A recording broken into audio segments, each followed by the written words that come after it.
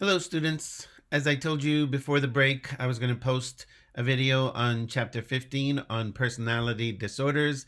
I'm sorry it took me a while to get it up there. I had trouble uploading and all the technology and everything. But if you're viewing this, it means it uploaded successfully. So here we go. Jumping into chapter 15 on personality disorders, I went ahead and posted the uh, PowerPoints on Moodle. I know I don't usually do that till after the lectures, but I went ahead and posted them there so you can follow along as I talk through the first part of this chapter. So feel free to pause the video briefly, but open up Moodle and download the PowerPoint notes, and you can follow along. So let me start with some definitions of personality disorder or personality. So that second slide there, personality is uniquely expressed characteristics that influence behaviors, emotions, thoughts, and interactions. I'll say that again. Personality is uniquely expressed characteristics that influence behaviors, emotions, thoughts, and interactions.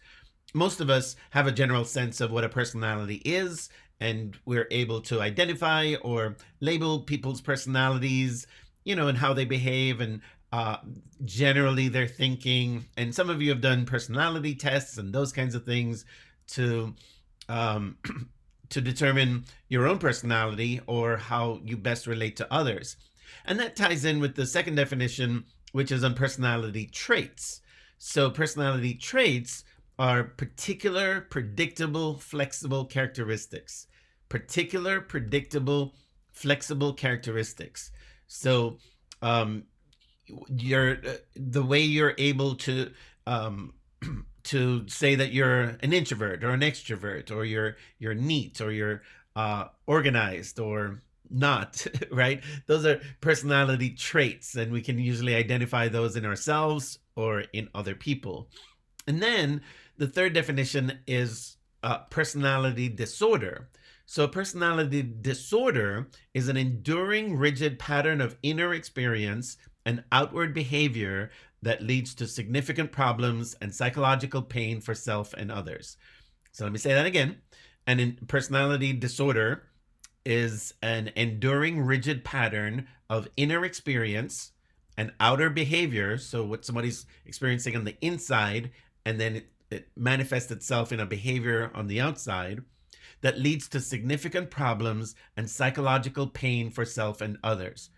So, just like I say with almost every chapter and every disorder, be very, very careful of ascribing some a diagnosis to yourself or other people. When I go through the definitions, and you might say, oh, I have that, or this person has that, or I know somebody with that. Be very, very careful, because we'll have little glimpses of this, or a portion of this, but it's not until the word I love to use in class is debilitating. It's not until it's debilitating or distressing, or it causes someone to not be able to do something they should be able to do, or they're doing something they shouldn't be doing.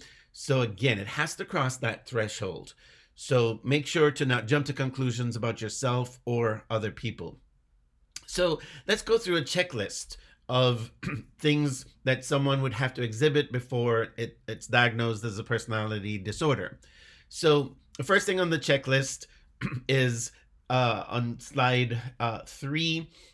The individual displays a long-term, rigid, and wide-ranging pattern of inner experience and behavior that leads to dysfunction in at least two of the following realms, right? So they would have to be exhibiting experiences or behaviors that leads to dysfunction in at least two of the following realms. The first one is cognition. So remember, when you see the word cognition, think thinking. So there would be a dysfunction in their thinking. Secondly, emotion. Thirdly, social interactions. So how they interact with others. They're either their inability to interact with others, or there's a dysfunction in their social interactions. And then fourthly, impulsivity. So people with the disorder tend to act on impulse. They might get angry quickly or fly off the handle quickly or out of context or inappropriately, those kinds of things. So those four things would be so they would have to exhibit at least two of those in order to be on the checklist for the disorder. The second one on the checklist is the individual's pattern is significantly different from ones usually found in his or her culture. So you remember how we've talked about with abnormal behavior that something might be normal in one culture but not normal in another culture. A good example in this context of this chapter, you have people in certain cultures that speak very loudly, use their hands, and they sound like they're angry and they're sounding like they're screaming at people. But in that culture, that's normal. That's how they have a conversation. That's how they talk. But in another culture, it would be seen as very angry, and that there would be it would be diagnosed as a disorder. So again, the pattern would have to be such that it's not consistent with the person's culture. Thirdly, the individual experiences significant distress or impairment, right? So like with the other disorders we've talked about in other chapters, significant level of distress or impairment, their inability to do something they need to do or should be able to do. On the next slide, personality disorders are among the most difficult psychological disorders to treat. I know I've said that for a couple other disorders in the book, but this one in particular is difficult to treat, and you'll see why when I get into the definitions and everything. You'll see why it's perceived as one of the most difficult to diagnose and treat. Personality disorders affect around 15% of the U.S. population at some point in life. It's a relatively large number of people who will go through this. But unlike some disorders, someone could have a personality disorder for a period of time and then it goes away. But for the diagnosis to be a diagnosis, it usually has to be around for a considerable period of time. And many people will have a personality disorder for a number of years or possibly for their whole lives. In the DSM-5, when they're classifying personality disorders, the DSM-5 identifies 10 personality disorders, which are organized in 3 categories or clusters. And the disorders do tend to overlap with each other. So it'll be a little difficult to distinguish one from another. But what you're going to find is that there's usually some overlap, right? So some of the symptoms are very similar, but there's one or two things that might just push it over the edge. That this one, the person exhibits this, and then for that one, they exhibit those things, but this other thing, right? So they overlap quite a bit. For the purposes of this class, I want you to know the 3 clusters that I'm going to give you a definition of in a minute. And then a couple of the definitions of some of the personality disorders. But I'm not going to have you memorize all 10 at this stage. But for your masters, that will be something. If you go on for your masters, you will study all the different personality disorders and what cluster they go under, how to diagnose them, what makes the difference between one or the other. And again, there'll be some overlap, and for the purposes of writing a specific diagnosis, it's not going to be that detrimental to to say that they have this one versus that one. So the 3 clusters. The first cluster is odd or eccentric behavior. That's cluster 1. Odd or eccentric behavior. And under that category is paranoid, schizoid, and schizotypal personality disorders. So paranoid, schizoid, schizotypal fall under odd or eccentric behavior. The second category is dramatic, emotional, or erratic behavior. Dramatic, emotional, or erratic behavior. And under this one is antisocial, borderline, narcissistic, and histrionic personality disorders. antisocial, borderline, narcissistic, and histrionic personality disorders. And then the third category is anxious or fearful behavior. Anxious or fearful behavior. And under that category is avoidant, dependent, and obsessive compulsive personality disorders. So I know that's a lot, right? And I know that would be a lot for you to memorize all of those and which one is in which cluster and definitions and all of that. So I'm going to define several of them, and then I'll tell you either on this video or in the study guide which ones I want you to be familiar with. And I'm probably going to give you 3 that I want you to be familiar with. What are the characteristics of that particular personality disorder? You'll see on table 9.1 in the text or in the PowerPoint, slide 6. But you'll see the 3 clusters, cluster A, B, and C, and then you'll see the different disorders listed under those.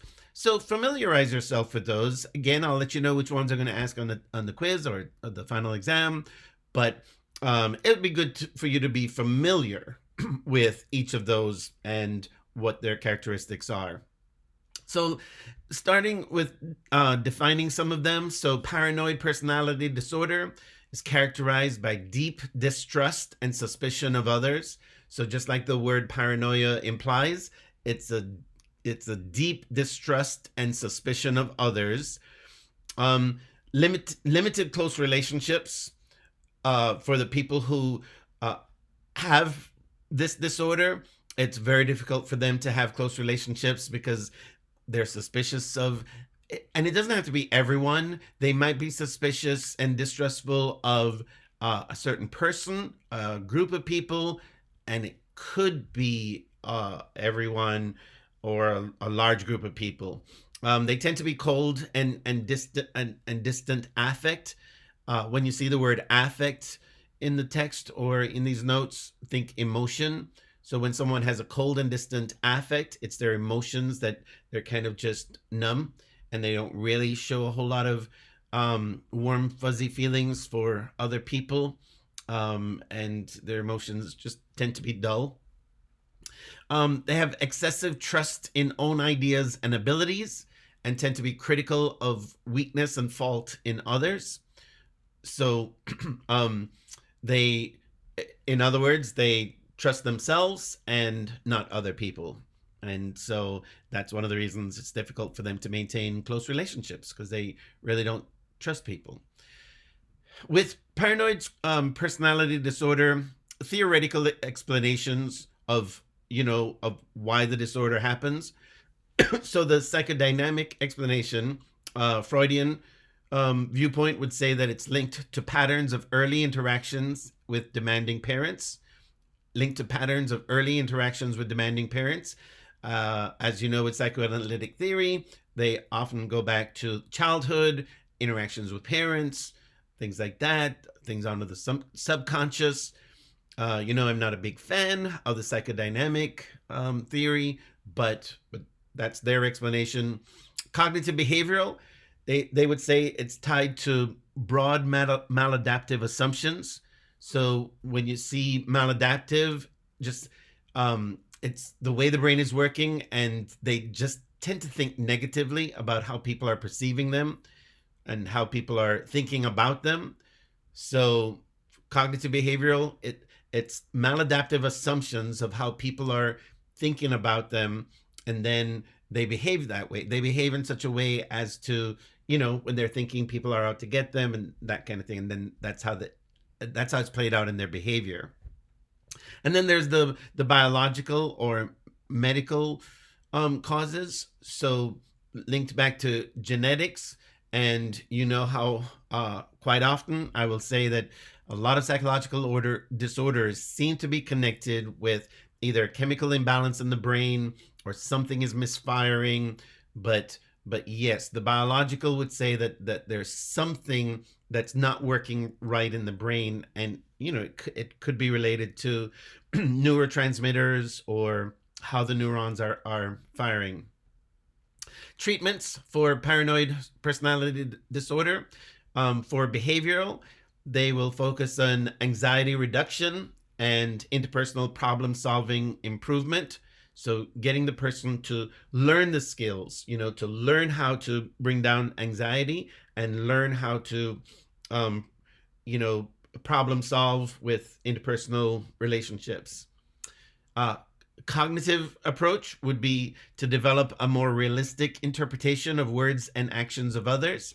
So with cognitive, it's how they're thinking about other people. If you can help them to have more realistic interpretation. So in other words, they'll say, this person is out to get me, and the therapist would try to help them to they would ask them, why do you think that? Why do you think they're out to get you? And then they might have some specific examples. And then the therapist will try to help them to see that it's their interpretation of the person's actions. And so if they can help them to change their thinking into more realistic interpretations, because there's a good chance that the person is not out to get them. But it's, again, the cognitive behavioral therapist is one that would be helping them to think differently about how they're interpreting people's actions. And then for the biological would be antipsychotic drug therapy that would be the tool that would help them. The second disorder in this category I want to define is schizoid personality disorder, characterized by persistent avoidance of social relationships, little demonstration of emotions. So again, with this disorder, the person would avoid social relationships, and they really have a very difficult time expressing emotions for people, warm fuzzy emotions of liking someone, or just just thinking negatively, and so they avoid relationships. The individual focuses primarily on self and is generally unaffected by praise or criticism. In my work, I have come across a couple of people, not with official diagnosis, but where I suspected this. And one of the characteristics for me, a particular individual I was working with who just could not accept praise or criticism from people. They just couldn't receive it. Just, and again, goes beyond what you and I might not like criticism, or might be shy about receiving praise. But for the person with the disorder, they really have very little capacity or no capacity to be able to accept praise or criticism. They have a preference for being alone. They have weak social skills. And so again, they just avoid relationships at all cost, but yeah, pretty much. Theoretical explanations. The psychodynamic would say that it's rooted in unsatisfied need for human contact, unaccepting and or abusive parents, objects relations theory. So again, psychodynamic, just going into the abstract, not really very difficult to define or to really quantify, if this is really true. The cognitive behaviorist would say that it's tied to deficiencies in thinking, right? Inability to pick up emotional cues, language and motor skills delays. So again, cognitive behavioral would be going back to how the person is thinking, and then their inability to pick up emotional cues, and to be sensitive to other people around them, and then language and motor skills delays.